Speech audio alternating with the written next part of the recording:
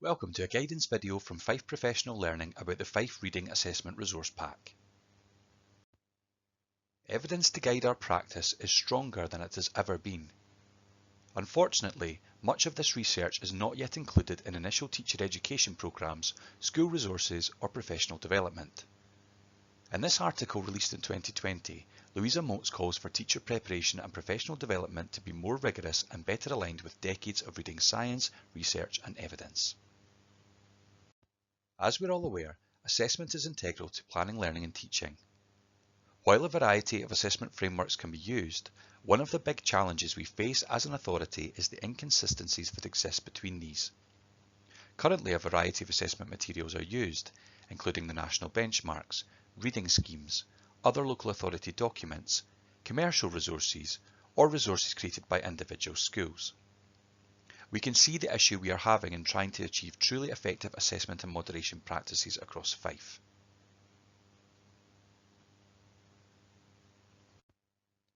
To ensure effective learning, teaching and assessment practices, we need a consistent framework based on robust research and evidence.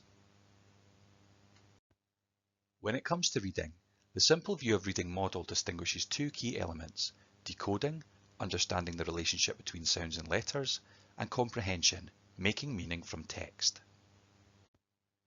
Scarborough's reading rope is a useful model that helps break down these two crucial elements, supporting us as educators to consider what is involved in the process of learning to read. Stephen Graham's more recent balanced reader model further reinforces the importance of fluency and phrasing and developing all of these aspects simultaneously through a reading curriculum which covers a wide range of text types and genre. It is important to ensure our curriculum offers a variety of reading experiences to ensure that learners have opportunities to engage with texts that persuade for the purpose of developing critical literacy skills to inform judgment, inform for the purpose of finding out new information to build knowledge and learn new things, and entertain for the purpose of enjoyment, escapism, or pursuing interests. As with writing, our learners' reading experiences should span the 9 main text types. This ensures that the 3 main organisers, reading, writing and listening and talking, are appropriately linked. It is not recommended to cover all 9 text types across one school year. Instead, as part of their curriculum planning, schools should select text types ensuring there is an appropriate balance between texts that persuade, inform and entertain. Studies have found a significant link between reading for enjoyment and educational achievement. It is important that learners have opportunities to exercise choice over reading material and that the texts made available are relevant, interesting and are representative of our modern evolving society in Scotland and beyond.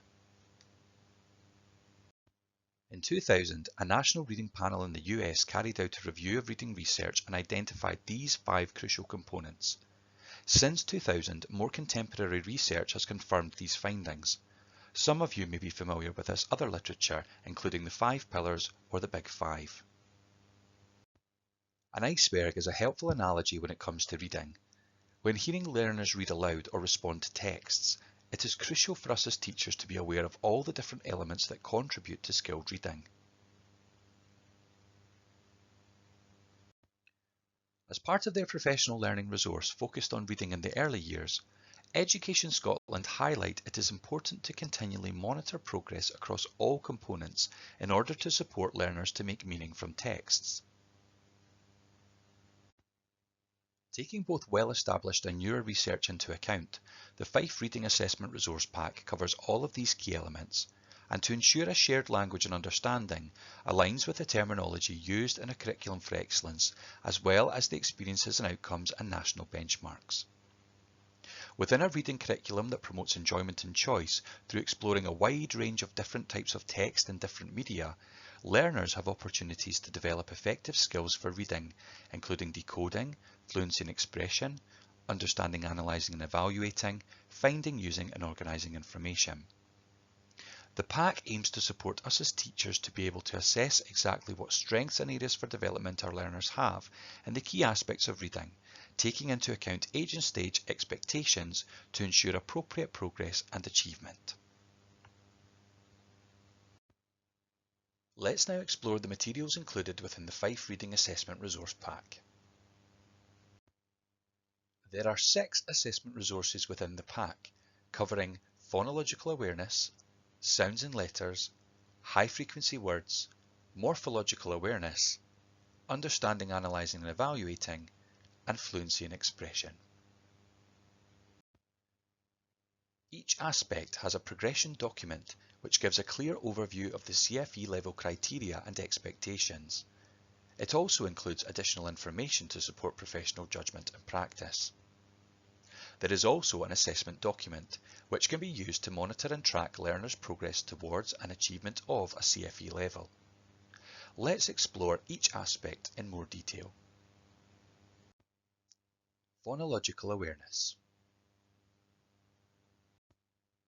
Phonological awareness in children, especially in the early stages of reading, improves and accelerates learning to read, and at the age of 6 it is a strong predictor of their future reading ability.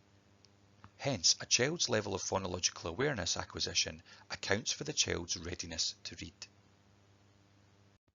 Phonological awareness involves a continuum of skills that are crucial for reading success and includes listening, rhyme and alliteration, sentence segmentation, syllable awareness, onset in rhyme, and phonemic awareness. The phonological awareness progression has been developed to provide a framework for identifying the opportunities, experiences, and support required to help learners acquire these fundamental skills. Informed by research and the national benchmarks, the different phonological awareness skills are outlined. This is intended to inform more effective learning and teaching, helping learners to develop these fundamental abilities. Note that as in the Fife Progression Pathways and Writing Assessment Resource Pack, the national benchmarks have been emboldened for ease of identification to support professional judgment about achievement of a level. While there are no benchmarks at first level, important phonological awareness skills are outlined as appropriate to the age studies have shown learners should be developing their abilities to blend, segment, and manipulate sounds. This assessment may be useful to consider if older learners are experiencing reading difficulties, as this will inform the opportunities, experiences, and support required to help learners overcome any barriers to reading success. At early and first level, if we have learners that have developed a range of phonological awareness skills and abilities, this ensures they have the readiness to read, which is essential for their continued success. Sounds and letters. Systematic phonics approaches explicitly teach pupils a comprehensive set of letter-sound relationships through an organised sequence. There is very extensive evidence to support the use of a systematic phonics program. Teachers could support pupils to practice by providing them with text containing words that can be decoded using the letter sound patterns they have already been taught to improve the fluency, as well as the accuracy of pupils' decoding to the point that it becomes automatic and does not require conscious effort. Louisa Motes describes English as a layer cake language. It has evolved over hundreds of years with a vast range of letter patterns and rules organised to represent spoken sounds. As experienced readers, we combine all of these aspects simultaneously. A structured and systematic approach supports learners as appropriate to their age and stage of development to effectively understand sound letter correspondences and letter patterns, syllables, as well as morphemes, the smallest units of meaning. The Sounds and Letters progression has been developed to provide a framework for systematic and explicit instruction. Informed by research and the national benchmarks, various letters or patterns that can be used to represent sounds are outlined as appropriate to developmental stages. This is intended to inform more effective learning and teaching, providing teachers with a much clearer overview of the sound letter correspondences learners should know by the end of each curriculum level. Again, the national benchmark has been included to support professional judgment about progress towards an achievement of a CFE level. This progression and assessment resource should be used together with Appendix 1 Spelling Patterns and Rules of the Workshop for Literacy Progression Pathway, which outlines the suggested order for learning and teaching. High frequency words. Research suggests that children who are able to read the first 300 high-frequency words can access approximately 75% of what is printed in almost any piece of children's literature. However, research has found that current high-frequency word instruction is often fully divorced from phonics instruction. While the current method works for many students, it is an abysmal failure with others. Restructuring the way high-frequency words are taught makes reading and spelling the words more accessible to all students. In their research, Farrell, Hunter and Osenga recommend that students are not held accountable for accurately reading and spelling the words until they can understand and use the sound letter correspondences. They found the impact of this to be that students learn to read and spell the words more easily compared to the traditional approach. Restructuring the way we teach high-frequency words has the potential to ensure more successful reading experiences for every learner. By aligning these crucial words with an appropriate phonics concept in a more structured way, we support learners to make more meaningful connections.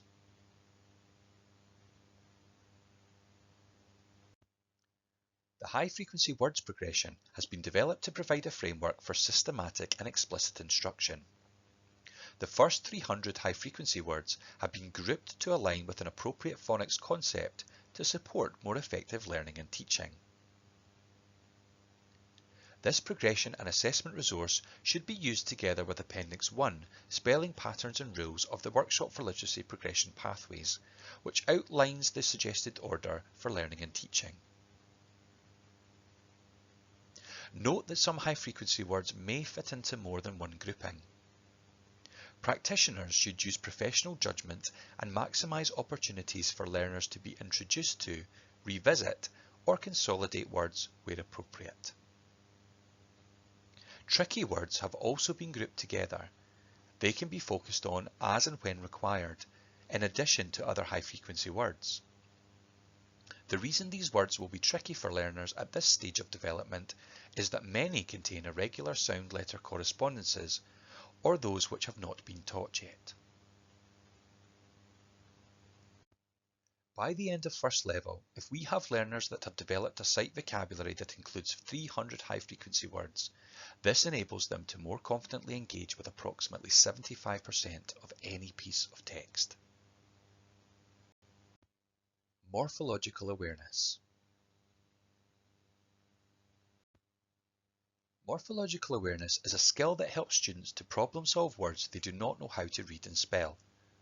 For reading, this is especially important when students are reading textbooks with academic language, so that they can gain the knowledge they need in the subject areas they study. The morphological awareness progression has been developed to provide a framework for systematic and explicit instruction. Informed by research and the national benchmarks, the most common roots, suffixes and prefixes have been outlined. This progression and assessment resource should be used together with Appendix 1 Spelling Patterns and Rules of the Workshop for Literacy Progression Pathways, which outlines the suggested order for learning and teaching.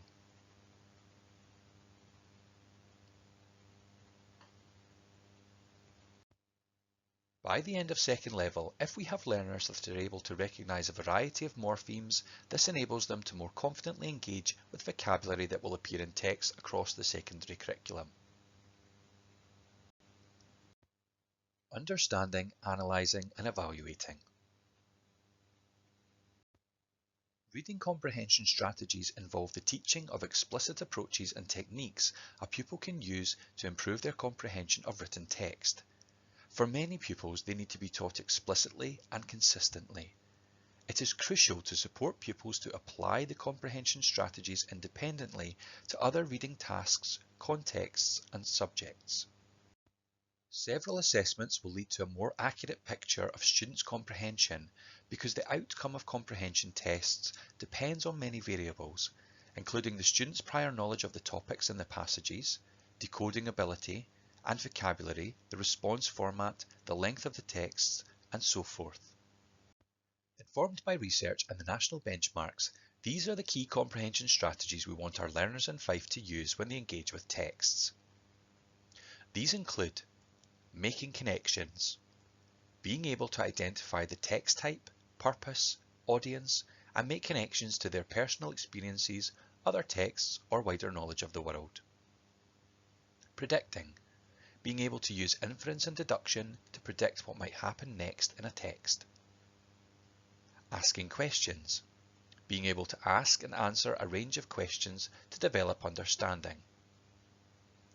Visualizing, visualizing ideas and information in meaningful ways to them to help make sense of a text.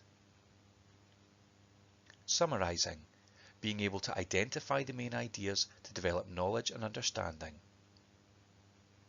Evaluating, being able to discuss different aspects to develop critical literacy skills.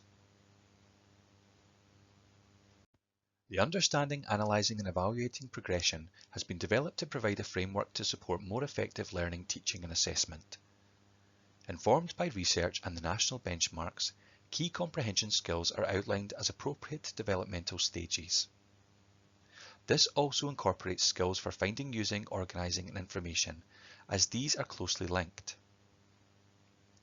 Note that as in the Fife progression pathways and the Writing Assessment Resource Pack, the national benchmarks have been emboldened for ease of identification to support professional judgment about achievement of a level. This has also been designed to support the assessment of learners when reading imaginative, informative or persuasive texts. Informed by the national benchmarks, understanding, analysing and evaluating placemats have also been developed for learners to use at early first and second level, with prompts to help them articulate their knowledge and understanding, ideas and opinions, and support their progress towards an achievement of a level. By the end of second level, if we have learners that are able to independently recognise and apply a variety of reading strategies, this enables them to more confidently engage with a wider range of texts across the secondary curriculum. Fluency and expression.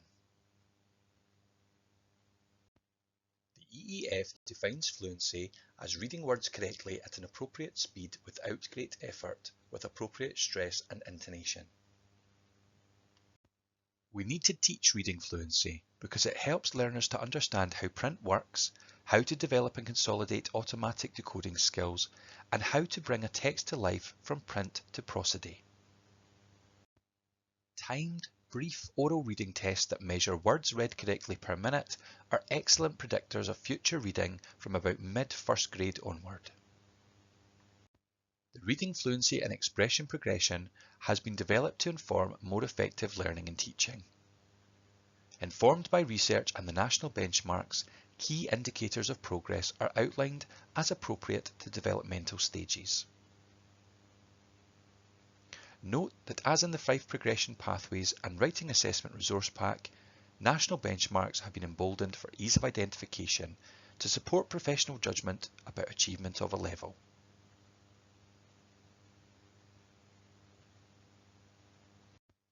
By the end of second level, if we have learners that independently recognise how print works and how to bring this to life, this enables them to more confidently engage with texts for different purposes across the secondary curriculum. Take some time to explore the assessment materials and consider the following key questions. How can these be used to inform more effective learning and teaching? How can these be used to support more effective assessment of learners? How can these be used to support more effective moderation with colleagues? We hope you have found this video useful. To help us identify who is engaged with this guidance video, we ask you to share your details through this Microsoft form. If you are viewing this with a wider staff team, please include numbers if this is easier for you. Please also feel free to share any comments, although this is entirely optional. Thank you.